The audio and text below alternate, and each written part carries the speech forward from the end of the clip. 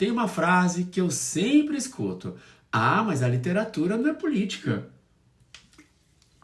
Será mesmo? Porque quando a gente fala sobre injustiça, sobre fome, sobre exclusão, será que o escritor, o autor, está contando só uma história ou ele está mostrando alguma coisa que a gente prefere não ver?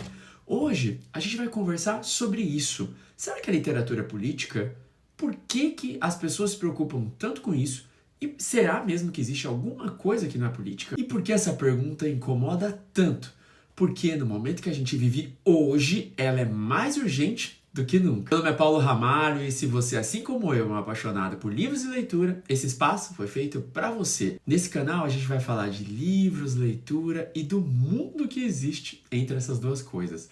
Se você acredita que um bom livro pode mudar o jeito que você vê as coisas, já deixa o like, se inscreve no canal e bora conversar um pouquinho sobre o poder da literatura em contar o nosso tempo. A gente adora pensar na literatura como um refúgio, um lugar para se esconder do mundo.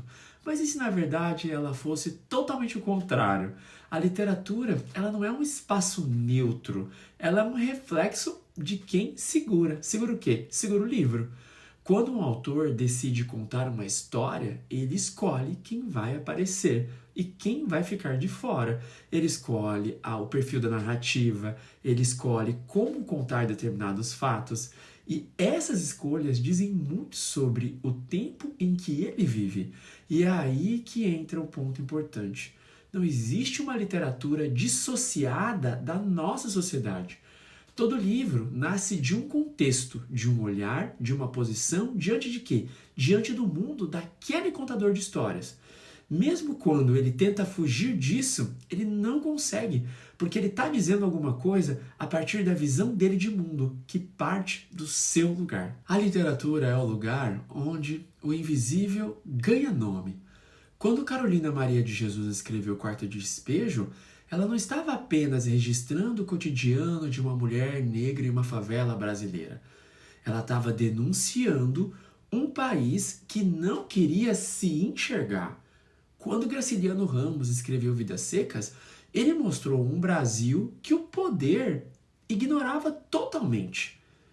Quando Conceição Evaristo cunha e fala sobre a escrevivência, ela transforma a experiência de viver em resistência. E se isso não for político, o que seria? A literatura é a nossa memória viva, é a voz de quem não teve voz. Muitas histórias dão voz a públicos silenciados. Por isso que sempre que um livro é silenciado, que um livro é banido, censurado, é sempre bom a gente olhar e tentar entender quem e o que estão tentando calar. Porque estão tentando fazer com que você não tenha acesso a determinada história, a determinada perspectiva da nossa sociedade. Eu gosto muito de pensar que toda vez que a gente lê um clássico, a gente não está lendo o passado. Você vai falar, hã? Como assim eu não estou lendo o passado? Olha só, pensa comigo.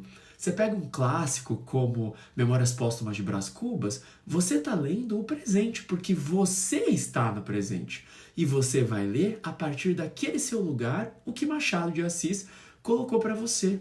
É uma crítica feroz à elite, por exemplo, no caso do livro, que se acha superior, mas não enxerga o outro. E quando você pensar nessa crítica que o Machado fez, você vai olhar para você hoje.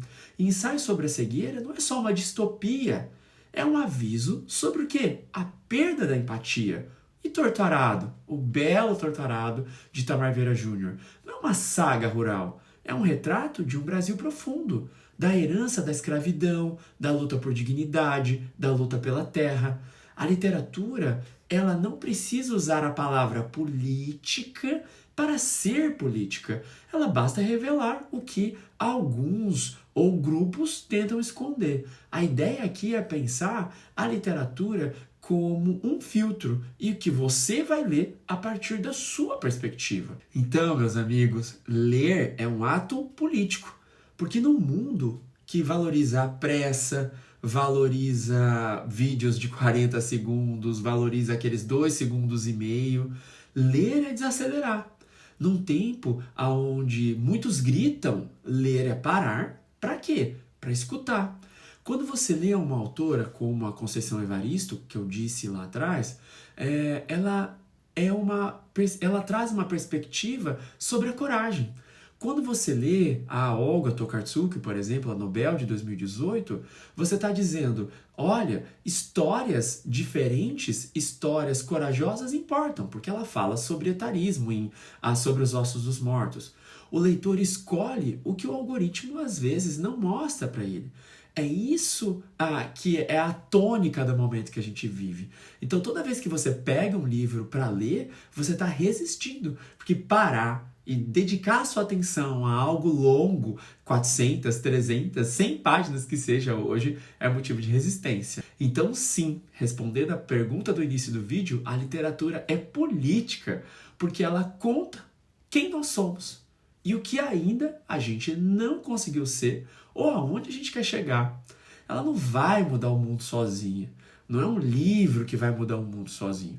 Mas as pessoas que lerem esse livro vão poder se empoderar para ter uma outra perspectiva ou ter acesso a outras perspectivas que não querem que você tenha. Talvez esse seja o papel mais revolucionário da literatura. Fazer a gente sentir aquilo que nós queremos sentir a partir da nossa perspectiva. Porque quem sente é capaz de mudar alguma coisa. Eu acho que aí mora a grande tônica da política da literatura. Se você chegou até aqui, me conta qual livro foi aquela virada de chave para você ver o mundo a partir de outra perspectiva, ou qual livro te mostrou um mundo que você ainda não via, que mostra o quão política é a nossa literatura. Se você quiser mandar alguma mensagem para mim, algum tema de algum vídeo, olha só, essas são as minhas redes sociais. Gostou do vídeo? Discorda do meu argumento ou tem algum argumento complementar? Conta pra mim nos comentários, mas olha só, o mais importante, nos vemos no próximo vídeo.